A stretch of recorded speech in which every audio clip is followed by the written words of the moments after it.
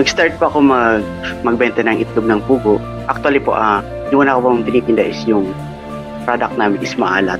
Pero yun, halos, nung nagtinda po talaga ako is more on pugo na po. From grade 7 hanggang makagraduate ng college.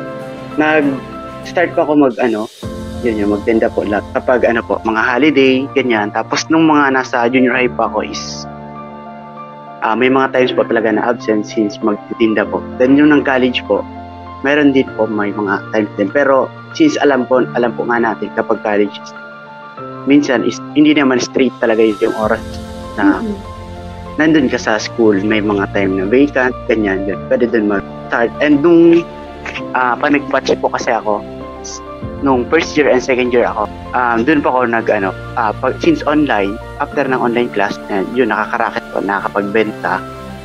Then, nung nag-face to face po, yun,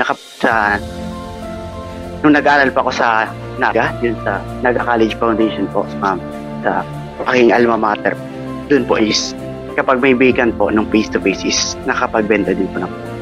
Yun po, I graduated po sa Naga College Foundation with a course of Bachelor of Science in Accountancy. 2024 po.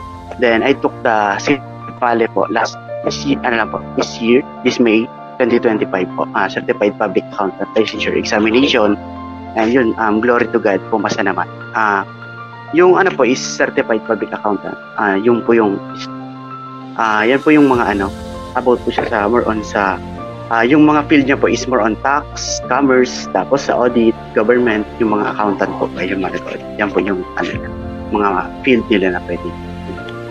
Yun, story ko po is, nung nagbenta pa ako, yung pag-aaral ko po is pang tuition, ganyan. May nagsusupport naman po sa akin. Kapatid ko po, since may work na po siya, then may mga relatives po na tumutulong. Bali po yung mga nakukuha ko din po, ang alawan, yung sa pagbenta ng pugo, since marami po kami nag-aaral, is serve ko na siya as allowance po and pambili na mga kailangan sa book. Then, pandagdag din po sa mga activities or mga bayarin po sa school yung ginagamit ko po. Then, kapag may mga time para other mga needs, yun din po, nagagamit ko din po sa pagbenta. Through pagbenta ng since yung papa ko po is din, nagbibenta din ng itlog, yun yung kabuhayan namin. Doon ako natuto. Then, nung junior high po kasi is wala pang graduate sa amin. Bale yung mga benta ko doon, yung mga income doon is pang support ng family. At the same time, yung kapatid kong panganay, nung nag-aaral pa po siya is, yun po, yun yung nag-serve as support din po sa kanya para din siya makapagtapos and pag-allowance na nung nag-i-intern po siya. Yun, tapos nung dinala ko na siya na nung college hanggang sa makapagtapos kasi marami pong nag-aaral. Sabi nga nila po is one of the hardest daw po board exam and course po is accountancy, which is true naman po. And yun, isa sa mahirap is like pag working student ka or may mga side hustle and yun financially kulang ka sa financial, like sa akin po na pagdaanan ko din, kailangan talaga ng time management. Tapos yun, may mga bagay ka talaga na pag may mga bagay ka talaga na i-disregard mo muna para dun sa bagay na kailangan mo, like yun nung instead na sa ibang activities yung ginagawa is sinip ko na lang sa pag-aaral at sa pagtitinda ko. Yun.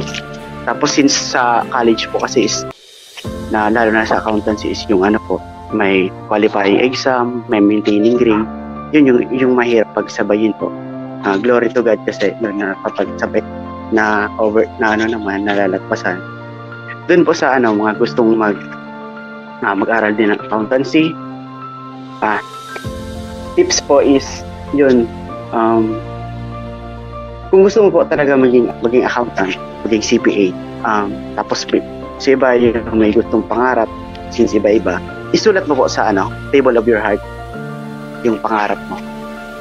Add mo sa prayer, and yun, sabi nga, if you want something, you must pay the price. Effort, yes po.